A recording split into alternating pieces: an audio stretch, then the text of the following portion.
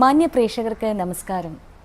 മാതാപിതാ ഗുരുദൈവം എന്ന അഭിമുഖ പരമ്പരയുടെ പുതിയ ഒരു അധ്യായത്തിലേക്ക് എല്ലാവർക്കും സ്വാഗതം. ഇന്ന് നമുക്ക് അതിഥിയായി എത്തിയിരിക്കുന്നത് പ്രമുഖ ആധ്യാത്മിക ആചാര്യനും സ്കൂൾ ഓഫ് ഭഗവത്ഗീതയുടെ സ്ഥാപകനും ഡയറക്ടറും അതുപോലെ ഒരു അതുല്യ പ്രഭാഷകനുമൊക്കെയായ സ്വാമി സന്ദീപാനന്ദഗിരിയാണ്. അദ്ദേഹത്തെ ആദരപൂർവ്വം നമുക്ക് ഈ പ്രോഗ്രാമിലേക്ക് സ്വാഗതം ചെയ്യാം.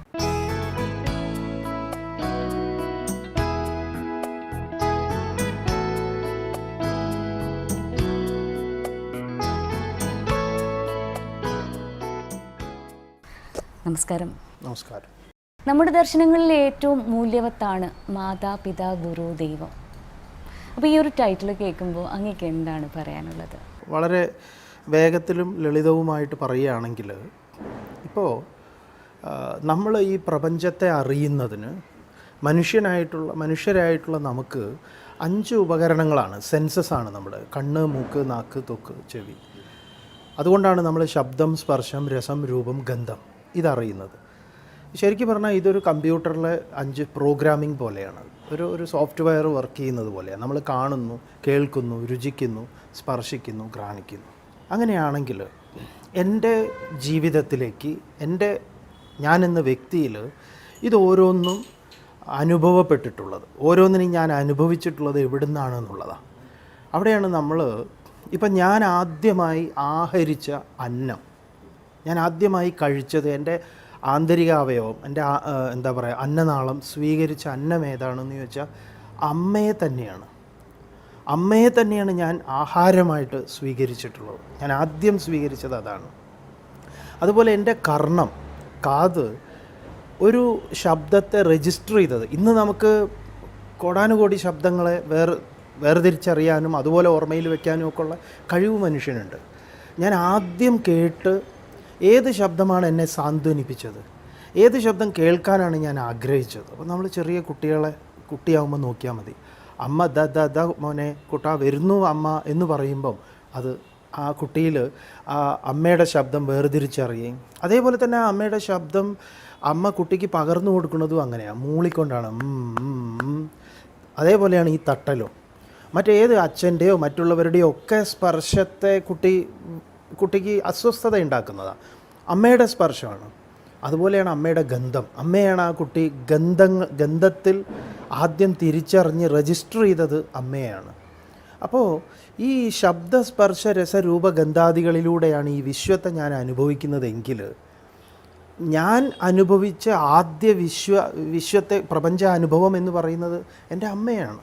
അമ്മയിലൂടെയാണ് ഞാനത് അനുഭവിച്ചത്. അത് പലപ്പോഴും നമ്മുടെ കുട്ടികളും രക്ഷിതാക്കളും ഒക്കെ മറന്നു പോകണം. അങ്ങനെ അറിഞ്ഞു കഴിഞ്ഞാൽ എനിക്ക് ഒരിക്കലും എൻ്റെ അമ്മയെ ധിക്കരിക്കാനോ, അമ്മ എന്ന് പറഞ്ഞു കഴിഞ്ഞാൽ അത് അത്രമാത്രം ഞാൻ കടപ്പെട്ടിട്ടുള്ളതാണ്. അതൊരു പ്രപഞ്ച സത്യമാണ്.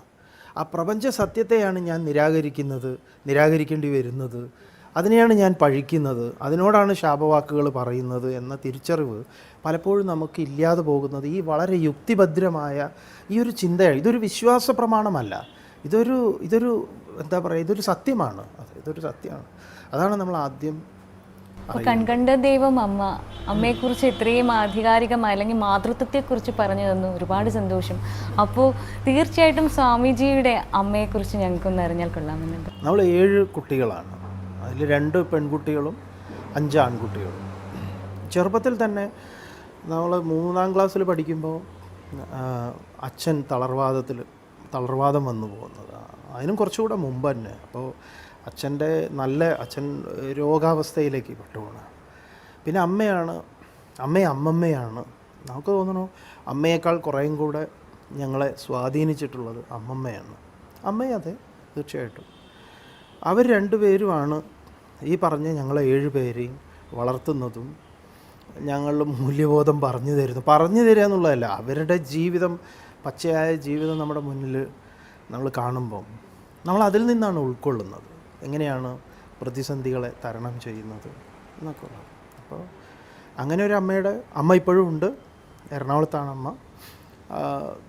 ഞങ്ങളുടെ ഈ സന്യാസത്തിൻ്റെ ഒരു രീതി എങ്ങനെയാണെന്ന് പറഞ്ഞാൽ, ഞങ്ങളെക്കുറിച്ച് പറയുക സർവ്വസംഘ പരിത്യാഗികൾ എന്നാണ് പറയുക. ഒന്നിനോടും ഒരു സംഘവും കാത്തു സൂക്ഷിക്കേണ്ടാത്തവരാണ്. ഞങ്ങൾക്ക് ക്ഷേത്രങ്ങളിൽ പോയി നമസ്കരിക്കണം എന്നില്ല, ഗുരുവിനെ കണ്ടാൽ നമസ്കരിക്കണം എന്നില്ല. അപ്പോൾ എല്ലാറ്റിനെയും അതിവർത്തിച്ചവരാണ്. പക്ഷേ അതേ സമയത്ത് സന്യാസ സമ്പ്രദായത്തിൽ അമ്മയെ നേർക്ക് നേരെ കണ്ടു കഴിഞ്ഞാൽ അമ്മയെ ദണ്ഡനമസ്കാരം ചെയ്യണമെന്നാണ്. കാരണം മാതൃത്വത്തെ അതിവർത്തിക്കുന്നില്ല ഒരാശ്രമവും, സന്യാസാശ്രമവും മാതൃത്വത്തെ അതിവർത്തിക്കുന്നില്ല എന്നാണ്. അതുകൊണ്ട് അത് ശങ്കരൻ തന്നെ, ശങ്കരാചാര്യസ്വാമികൾ ഉണ്ടാക്കി വെച്ചിട്ടുള്ള ഒരു നിയമമാണ്. അപ്പോൾ ആ നിലയ്ക്ക് അമ്മ എന്ന് പറയുന്നത് നമ്മളെ സംബന്ധിച്ച് ഏറ്റവും പരമപ്രധാനമായിട്ടുള്ള ഒന്നാണ്. ഈ ആധ്യാത്മികത സ്വാമിജിയുടെ കൂടെ ആ ഒരു സമയത്തെ ഉണ്ടായിരുന്നു. എങ്ങനെയാണ് ആ ഒരു തലത്തിലേക്ക് വന്നത്? വീട്ടിൽ കാര്യങ്ങൾ പറയുകയാണെങ്കിൽ അമ്മ ഒരു നല്ല ഭക്തയായിരുന്നു എന്ന് ചോദിച്ചാൽ അല്ല. അമ്മയൊന്നും അമ്പലത്തിൽ പോയിട്ട് നമ്മൾ കണ്ടിട്ടേ ഇല്ല. അമ്മ ഈശ്വരനോട് പ്രാർത്ഥിക്കുന്നത് നമ്മൾ കേട്ടിട്ടില്ല. അമ്മമ്മ മാത്രമാണ് കൊട്ടിയൂർ ക്ഷേത്രത്തിൽ പോകും.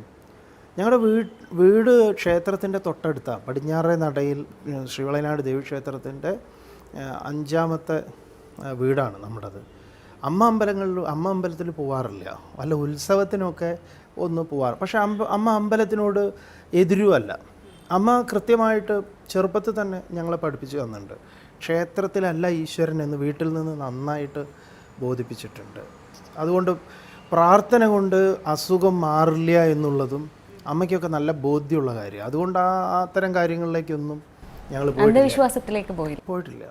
അന്ധവിശ്വാസത്തിലേക്ക് പോയിട്ടേ ഇല്ല. കാരണം ഈ അന്ധവിശ്വാസങ്ങൾ, അനാചാരങ്ങൾ ഇത്യാദികളൊന്നും ഇല്ലാത്തൊരു കുടുംബമായിരുന്നു. അതൊരു വലിയ സമാധാനം.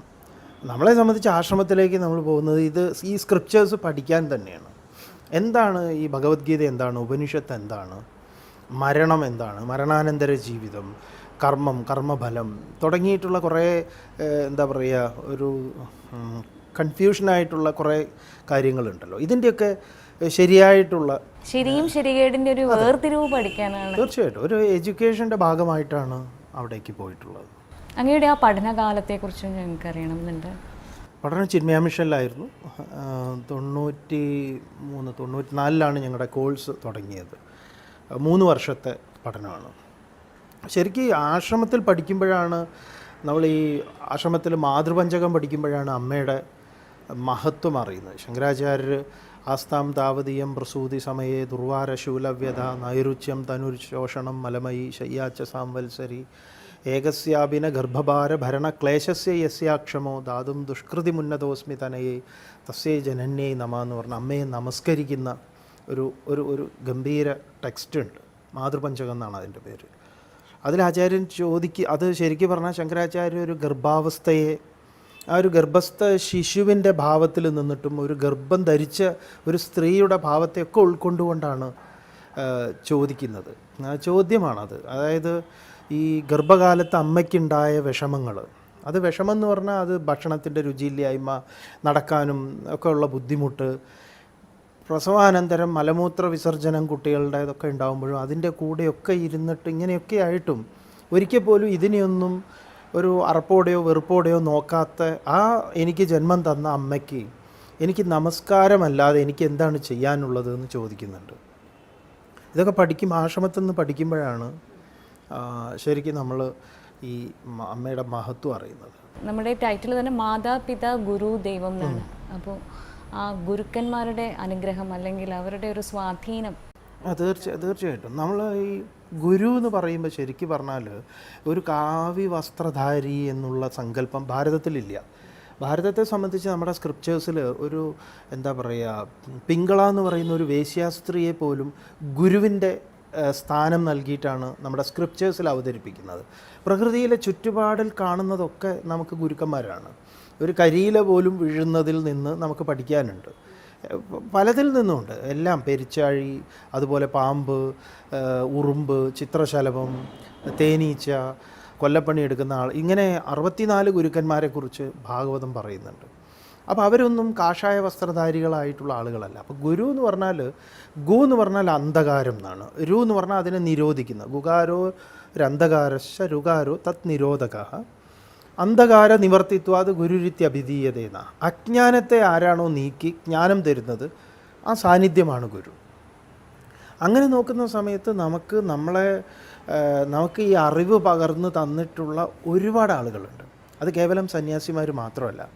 അവിടെയാണ് നമ്മൾ പറയുന്നത്, ഇപ്പോൾ അഴീക്കോട് മാഷ്, നമുക്ക് തോന്നുന്നു നമ്മൾ ഈ സ്കൂളിൽ ചരിത്രം പഠിക്കുന്നതിനപ്പുറത്തേക്ക് ഒരു പുറം ലോകത്തെ മനുഷ്യരനുഭവിക്കുന്ന കഷ്ടതകൾ, വേദനകൾ, ഇതിനെക്കുറിച്ചൊക്കെ നമ്മൾ അറിയുന്നത് ശരിക്കും പറഞ്ഞാൽ കോഴിക്കോട് നമ്മുടെ ചെറുപ്പത്തിൽ EMSൻ്റെ പ്രഭാഷണങ്ങൾ കേൾക്കുമ്പോഴാണ്. അദ്ദേഹമായിരുന്നു പുറം ലോകത്തെക്കുറിച്ച് പറഞ്ഞു തന്നത്. അപ്പോഴാണ് നമ്മളും ഈ നമ്മുടെ ചുറ്റുവട്ടത്തിനപ്പുറത്തേക്കുള്ളൊരു ലോകത്തെ മനുഷ്യൻ അനുഭവിക്കുന്ന കഷ്ടതകളെക്കുറിച്ചും ഇതൊക്കെ അറിയുന്നത്. അവരൊക്കെ ഗുരുക്കന്മാരാണ്. അഴീക്കോട് സാറ് ഗുരുക്കന്മാരാണ്. അതേപോലെ തന്നെ തുടങ്ങിയിട്ട് നമ്മുടെ ഗുരുക്കന്മാരുടെ ലിസ്റ്റ് എടുക്കുമ്പം നമ്മൾ വല്ലാതെ മിസ് ചെയ്യുന്ന ഗുരുക്കന്മാരുണ്ട്.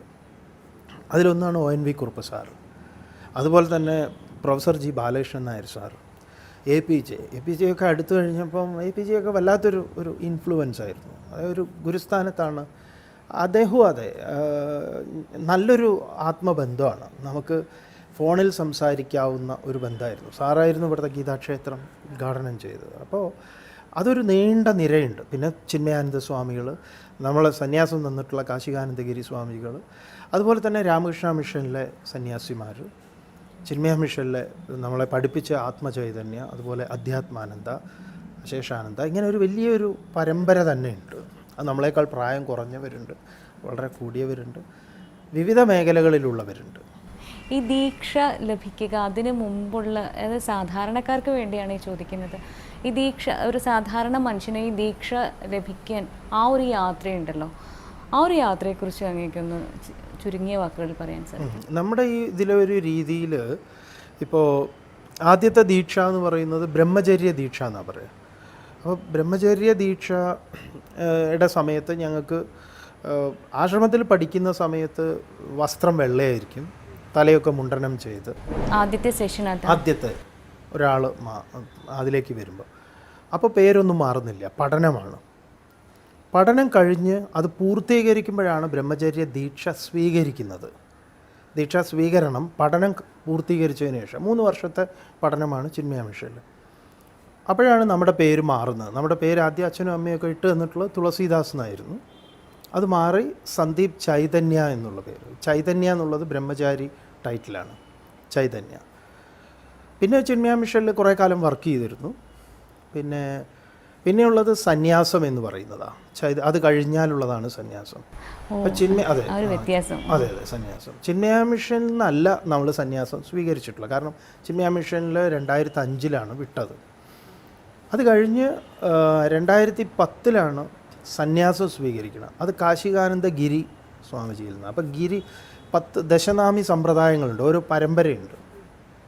അപ്പോൾ ഗിരി പരമ്പരയിലാണ് സന്യാസം സ്വീകരിച്ചത്. ഗിരി, പുരി, ആനന്ദ സരസ്വതി, വനം, സാഗരം എന്ന് തുടങ്ങിയിട്ട് 10 നാമങ്ങളുണ്ട്. അതല്ലാത്തതും ഉണ്ട്. അപ്പോൾ ബ്രഹ്മചര്യം, പിന്നെ സന്യാസം. ഇപ്പോൾ സന്യാസത്തിലാണ് സന്ദീപാനന്ദഗിരി, അതിനു മുമ്പ് സന്ദീപ് ചൈതന്യ, അതിനു മുമ്പ് തുളസീദാസ്.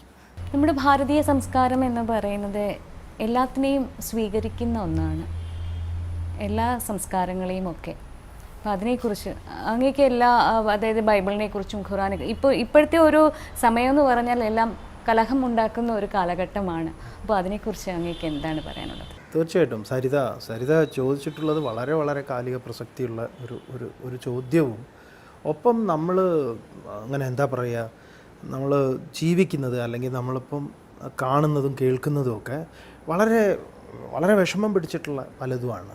കാരണം ഈ വിഭാഗീയത എന്ന് പറയുന്നത്, വിവേകാനന്ദ സ്വാമികൾ ചിക്കാഗോയിൽ വേൾഡ് പാർലമെൻറ്റ് അഡ്രസ്സ് ചെയ്യുമ്പോൾ സ്വാമിജി പറയുന്ന ഒരു പ്രധാനപ്പെട്ട ഒരു കാര്യമാണ് വിഭാഗീയതയും കടുംപിടുത്തവും. അതിൻ്റെ സന്തതിയായ മതഭ്രാന്ത്, ഇതാണ് ഭൂമിക്ക് എക്കാലവും മനുഷ്യ പുരോഗതിയെ നശിപ്പിക്കുന്ന, മനുഷ്യ പുരോഗതിക്ക് തടസ്സം നിൽക്കുന്നത് ഈ മതഭ്രാന്താണ്. ഈ മതഭ്രാന്തിൻ്റെ അച്ഛനും അമ്മയും ഇന്നതാണ്. വിഭാഗീയതയുടെയും മൂഢമായ കടുംപിടുത്തത്തിൻ്റെയും സന്തതിയാണ് മതഭ്രാന്ത് എന്നാണ്. ആ മതഭ്രാന്ത് മനുഷ്യരെ എക്കാലത്തും നൈരാശ്യത്തിലേക്ക് നയിച്ചിട്ടുണ്ട്, നയിക്കുകയും ചെയ്യുന്ന. തീർച്ചയായിട്ടും നമ്മുടെ ഇന്ത്യയുടെ ചരിത്രം എടുക്കുമ്പോഴും മതഭ്രാന്തനാണല്ലോ ഗാന്ധിജിയെ വധിച്ചത്. ഗാന്ധിജി ചെയ്ത തെറ്റെന്താണ്? ഈ മതഭ്രാന്തൻ ഗാന്ധിജിയിൽ കാണുന്ന കുറ്റം ഗാന്ധിജി എല്ലാ മതങ്ങളെയും സ്വീകരിക്കുന്നു എന്നുള്ളതാണ്. അതുകൊണ്ടാണ് ഗാന്ധിജിയെ നിങ്ങൾ മഹാത്മാഗാന്ധിയല്ല മുഹമ്മദ് ഗാന്ധിയാണ് എന്ന് ചുവരെഴുതി വെച്ചത്. അപ്പോൾ ഗാന്ധിജി മുസ്ലിങ്ങൾക്ക് വേണ്ടി മാത്രം സംസാരിക്കുന്നു എന്ന് ചിലർ കാണുകയാണ്. അത്തരം ആ ഏറ്റവും കൂടിയ വിഷം ഏറ്റവും കൂടുതൽ കുത്തിവെച്ചിട്ടുള്ള ഒരു കാലമായിരുന്നു അന്ന്. ഗാന്ധി വധത്തോടുകൂടി അത് കഴിഞ്ഞു എന്നാണ് കരുതി. പക്ഷേ ഇപ്പം വീണ്ടും വരുന്നുണ്ട്. ഇത് സരിത ചോദിച്ചത് ഇപ്പോൾ നമ്മളെക്കുറിച്ച് ചോദിക്കുമ്പം നമ്മൾ അതിനു വേണ്ടി ഒന്നും ഉണ്ടാക്കിയെടുത്തതല്ല. സത്യമായിട്ട് പറയാണ്, ഭാരതീയ ദർശനങ്ങൾ എല്ലാറ്റിനെയും ഉൾക്കൊള്ളുന്നതാണ്. നേരത്തെ ചോദ്യം തന്നെ ചോദിച്ചപ്പം അതിലതുണ്ട്. എല്ലാറ്റിനെയും ഉൾക്കൊള്ളുന്നതാണ് ഈ ധർമ്മം. അത് ഈ ധർമ്മം മാത്രമല്ല, ക്രിസ്ത്യാനിറ്റിയിലാണെങ്കിലും അതെ. ഇപ്പോൾ യേശുദേവനെ ഏതിനെയാണ് അവഗണിച്ചിട്ടുള്ളത്? യേശുദേവൻ്റെ ചരിത്രം പറയുമ്പം യേശുദേവൻ അവഗണിച്ച, തിരസ്കരിച്ച എന്തെങ്കിലും ഉണ്ടോ? ഇല്ലല്ലോ. നടക്കാൻ പോലും വയ്യാത്ത ആടുകളെ നെഞ്ചോട് ചേർത്തിട്ടല്ലേ അദ്ദേഹം ചേർത്ത് പിടിച്ച് ആ ചൂട് കൊണ്ട് പിന്നെ അതിനെ നടക്കാൻ പ്രേരിപ്പിച്ചിട്ടുള്ളത്. അത് ഒരു വലിയ ദർശനമാണ്, എല്ലാവരുടെയും കൂടെയായിരുന്നു. അതുതന്നെയാണ് ആ ദർശനത്തിൻ്റെയും സ്വഭാവം. ദർശനത്തിന് ആ സ്വഭാവം ഉണ്ടെങ്കിൽ തീർച്ചയായിട്ടും അത് അനുവർത്തിക്കുന്നവർ അതിനെയാണ് ലോകത്തിന് സമ്മാനിക്കേണ്ടത്. ഇവിടെ സനാതനധർമ്മത്തിൻ്റെയും ചിന്താധാരകളെക്കുറിച്ചാണെങ്കിലും ഏതാശയങ്ങളെയും ചാർവാകൻ്റെ കൂടെ കിടന്നുറങ്ങുന്ന വേദാന്തികളാണ് നമ്മുടെ പഴയ സംസ്കാരത്തിലുള്ളത്. ചാർവാകൻ നാസ്തികനാണ്, ഈശ്വരൻ്റെ അസ്തിത്വത്തെ പൂർണ്ണമായി നിഷേധിക്കുന്നവനാണ്. അസ്തിത്വത്തെ അംഗീകരിക്കുന്നവനും അംഗീകരിക്കാത്തപ്പോൾ നമുക്ക് ശ്രീനാരായണ ഗുരുവിൻ്റെ കാര്യം നോക്കൂ. ശ്രീനാരായണ ഗുരു പറയുകയാണ്, ഒരു ജാതി, ഒരു മതം, ഒരു ദൈവം, മനുഷ്യനെന്ന്. അതേ ശ്രീനാരായണ ഗുരുവിൻ്റെ ശിഷ്യനാണ് സഹോദരൻ അയ്യപ്പൻ പറയുന്നത്, ജാതി വേണ്ട, മതം വേണ്ട, ദൈവം വേണ്ട, മനുഷ്യന്. രണ്ടുപേരും ഒരേ സമയത്ത് ഒരേ സ്ഥലത്ത് നിന്നിട്ടാണ് പറയുന്നത്. ഒരാൾ അപ്പുറത്ത് നിന്ന് ഇങ്ങോട്ട് എതിര് പറയുകയല്ല. ഒരേ സ്ഥലത്ത് നിന്ന് ഇത് കേൾക്കുന്ന ശിഷ്യന്മാർക്ക് കൺഫ്യൂഷനാണ്. അവർ ചോദിക്കുക, എന്താ ഗുരു ഇദ്ദേഹം ഇങ്ങനെ പറയുന്നത്? നാരായണ ഗുരു തിരുത്തി കൊടുക്കുക. നാരായണ ഗുരു പറയുകയാണ്, അയ്യപ്പൻ്റെ കർമ്മങ്ങളിൽ നോക്കൂ, അയ്യപ്പൻ്റെ വാക്കുകളിൽ നോക്കൂ, ആ ഈശ്വരനില്ലേ, ആ ധർമ്മമില്ലേ? അതാണ് ഈ അയ്യപ്പൻ പറഞ്ഞതും ശരിയാണ്, നാം പറഞ്ഞതും ശരിയാണ്. അപ്പോൾ ഈ ശരികളെ മതങ്ങൾ, വിവേകാനന്ദ സ്വാമികൾ പറയുന്നുണ്ട്, മതങ്ങളൊക്കെ സത്യമാണ്. ക്രിസ്ത്യാനിറ്റി സത്യമാണ്, ഇസ്ലാം സത്യമാണ്. നമുക്ക് അധർമ്മങ്ങൾ വേറെയുണ്ട്, അത് നമുക്ക് ധർമ്മമല്ല, ധർമ്മവുമായി ബന്ധമില്ലാത്തത്. ഒരിക്കലും മതവുമായിട്ട് അതിനെന്തിനാണ് നമ്മൾ മതവുമായിട്ട് ചേർക്കുന്നത്? ഇപ്പോൾ വർത്തമാനകാലത്തിൽ തുടങ്ങിയിട്ടുള്ളത്, ഇപ്പോൾ നമുക്കറിയാലോ വിജയുടെ മതം എന്താണ്, വിജയ് എന്ന് പറയുന്ന നടൻ്റെ മതം എന്താണ് എന്നിപ്പം നമ്മളെ പഠിപ്പിച്ചു തരികയാണ് പുതിയ ആളുകൾ. കമൽ എന്ന് പറയുന്ന ആളുടെ മുഴുവൻ പേരെന്താണ്, അച്ഛൻ്റെ പേരെന്താണ്, അച്ചാച്ചൻ്റെ പേരെന്താണ്, ഇങ്ങനെ തുടങ്ങിയിട്ടുള്ള, അതാണ് വിവേകാനന്ദ സ്വാമികൾ പറഞ്ഞ ഏറ്റവും വലിയ അപകടം, വിഭാഗീയത. ആ വിഭാഗീയതയിൽ നമ്മുടെ ഉള്ളിലേക്ക് കുത്തിവെച്ച് തരുന്നതാണത്. അതുകൊണ്ട് ഇത് നമ്മളിൽ അങ്ങനെ എല്ലാ മതങ്ങളെയും എല്ലാവരോടും, ഇപ്പോൾ ഇന്നലെ ഒരു ഫാദർ ഇവിടെ ഉണ്ടായിരുന്നു, കുറേ സമയം ഉണ്ടായിരുന്നു. അദ്ദേഹം ചേർച്ചിലൊരു പ്രോഗ്രാമിന് വിളിക്കാൻ വേണ്ടി വന്നു, നമ്മൾ വരാമെന്ന് പറഞ്ഞിട്ടുണ്ട്. മുമ്പ് നമുക്കിവിടെ എല്ലാവരുമായിട്ടും നല്ല ബന്ധമാണ്, ആരുമായിട്ടും നമുക്ക്, മനുഷ്യരൊക്കെ അങ്ങനെയായിരിക്കണം. കേരളം അങ്ങനെയാണ്. ആ കേരളത്തിലേക്ക് ചെറിയൊരു മാറ്റങ്ങൾ വരുത്താൻ ശ്രമിക്കുന്നു. നമ്മളതിനെ ചേർക്കണം. മീഡിയ നിങ്ങൾക്കൊക്കെ അതിന് സാധിക്കും. അതിൽ നിങ്ങളുടെ കൂടെ നമ്മളുണ്ട്. കാരണം ജനങ്ങളെ ബോധവൽക്കരിക്കാൻ ഇത് ശരിയല്ല എന്ന് പറയാൻ.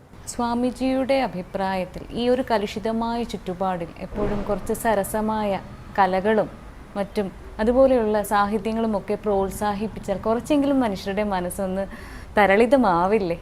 തീർച്ചയായിട്ടും. കാരണം നമ്മുടെ ഈ സമൂഹത്തെ മോട്ടിവേറ്റ് ചെയ്തിട്ടുള്ള, അല്ലെങ്കിൽ സമൂഹത്തിന് ദിശാബോധം നൽകിയിട്ടുള്ളത് സാഹിത്യം തന്നെയാണ്. സാഹിത്യത്തിന് ഏറ്റവും വലിയ പങ്ക് അതിലുണ്ട്. ഇപ്പോൾ ഒന്ന് നോക്കൂ, നമ്മുടെ ഒരു ശ്രീനാരായണ ഗുരുവൊക്കെ ഒരു 100 വർഷത്തിൻ്റെ, അല്ലെങ്കിൽ ആ 100 വർഷത്തിൽ നിന്ന് ഇങ്ങോട്ടേക്ക് നമ്മൾ എടുക്കുകയാണെങ്കിൽ, ഇപ്പോൾ വീട്ടിയുടെ ഒരു നോവലാണ് നാടകമാവുന്നത് അടുക്കളയിൽ നിന്ന് അരങ്ങത്തേക്ക്. ഈ അടുക്കളയിൽ നിന്ന് അരങ്ങത്തേക്ക് എന്നുള്ളത് ശരിക്ക് ഈ സവർണ ആ അപ്പർ ക്ലാസ് ആയിട്ടുള്ള ആളുകളുടെ ഇടയിലെ അനാചാരങ്ങളെയും അന്ധവിശ്വാസങ്ങളെയും ചോദ്യം ചെയ്യുന്നതായിരുന്നു കൃതി.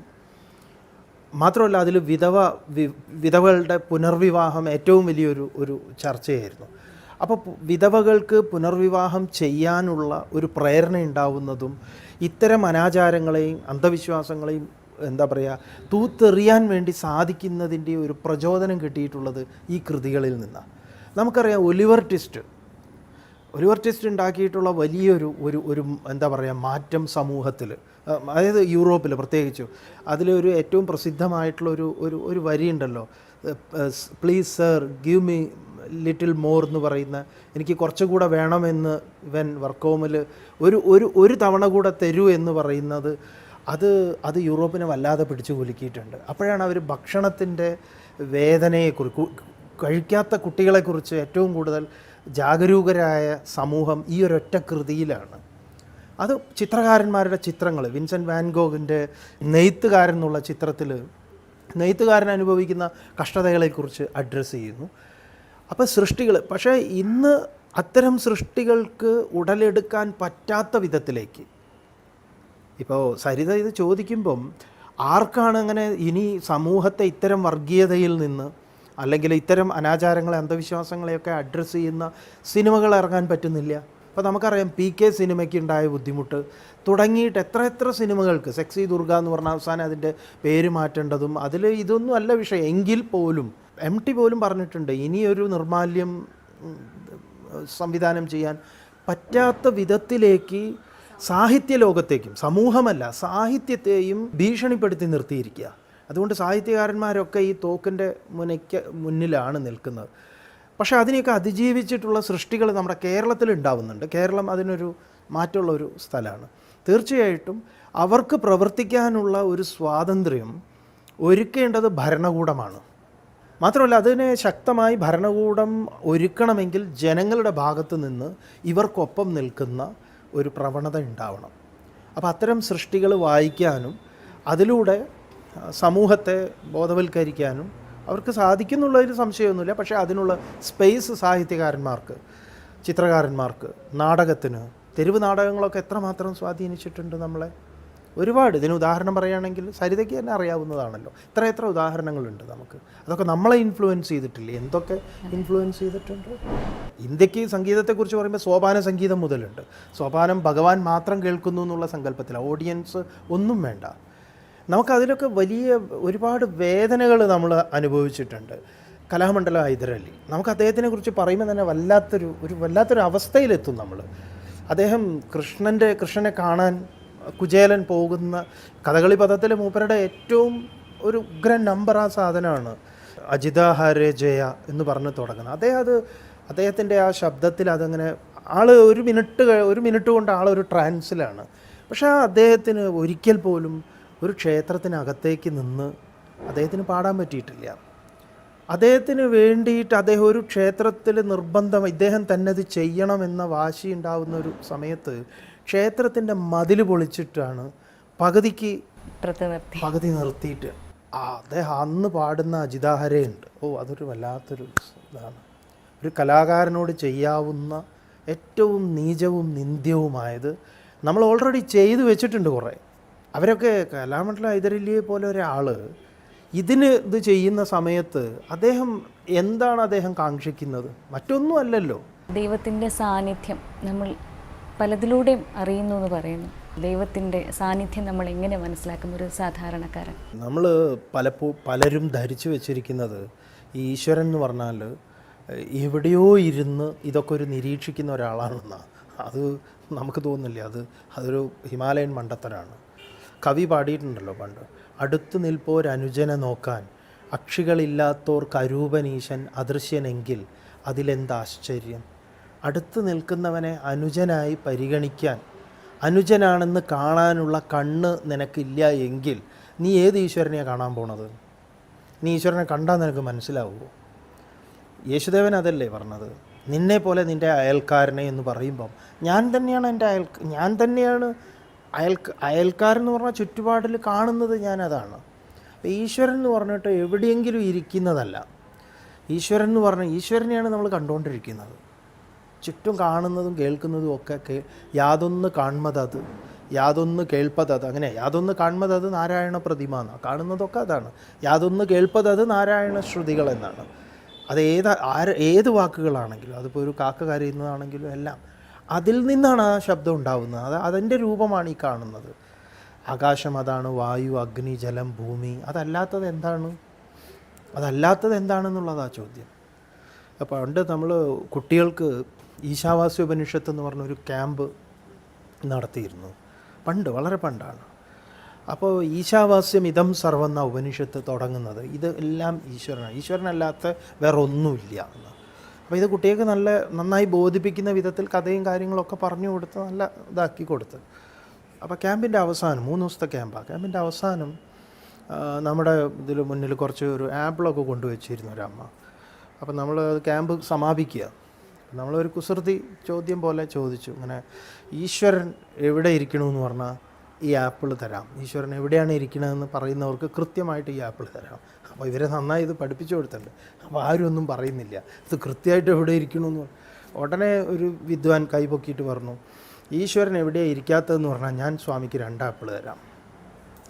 അതാണ് ആ ക്ലാരിറ്റി എന്ന് പറയുന്നത്. ഏതാണ് ഈശ്വരൻ അല്ലാത്തത്? അതുകൊണ്ട് കാണുന്നതും കേൾക്കുന്നതും എല്ലാം അത് തന്നെയാണ്.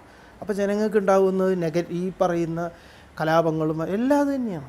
അങ്ങനെ നോക്കിക്കഴിഞ്ഞാൽ എല്ലാം അതുണ്ടാക്കുന്നതും എല്ലാം അതാണെന്ന് അറിഞ്ഞു കഴിഞ്ഞാൽ പിന്നെ നമുക്ക് വേർതിരിക്കാൻ പറ്റില്ല. ഈ വേർതിരിക്കാൻ പറ്റുന്നത് നമ്മളിലെ വേർതിരിവുള്ളത് കൊണ്ടാണ്. ഇത് കേട്ടുകൊണ്ടിരിക്കുന്ന പ്രേക്ഷകർക്ക് ഓരോരുത്തർക്കും കുറച്ചെങ്കിലും അവരുടെ കണ്ണൊന്ന് തുറന്നിട്ടുണ്ടെന്ന് വിശ്വസിക്കുന്നു. അത്രത്തോളം ശക്തിമത്തായിരുന്നു അങ്ങയുടെ ഓരോ വാചകങ്ങളും. ഒരുപാട് നന്ദിയുണ്ട് ഇത്രയും സമയം ഞങ്ങൾക്ക് വേണ്ടി ചിലവഴിച്ചതിൽ. വളരെ സന്തോഷം. സരിതയ്ക്കും സരിത പ്രതിനിധാനം ചെയ്യുന്ന ചാനലിനും ഒരുപാട് കാര്യങ്ങൾ സമൂഹത്തിന്, ചാനലിനൊക്കെ ഒരുപാട് ചെയ്യാനുണ്ട്. നിങ്ങൾ ചെയ്യുന്നുണ്ട് ഓൾറെഡി. നിങ്ങളുടെ ആ ഉദ്ദേശശുദ്ധി എന്താണോ അത് അന്വർത്ഥമായ വിധത്തിൽ അത് എന്താ പറയുക, അത് കൃത്യമായ ആ ലക്ഷ്യത്തിലെത്താൻ നിങ്ങളെ ജഗദീശ്വരൻ അനുഗ്രഹിക്കട്ടെ എന്ന് പ്രാർത്ഥിക്കുന്നു. വീണ്ടും നന്ദി പറയുന്നു. നമസ്കാരം.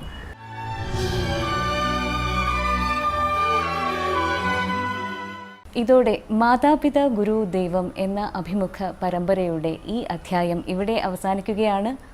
മറ്റൊരു എപ്പിസോഡിൽ പുതിയ ഒരു അതിഥിയുമായി നമുക്ക് വീണ്ടും കാണാം. അതുവരെ നമസ്കാരം.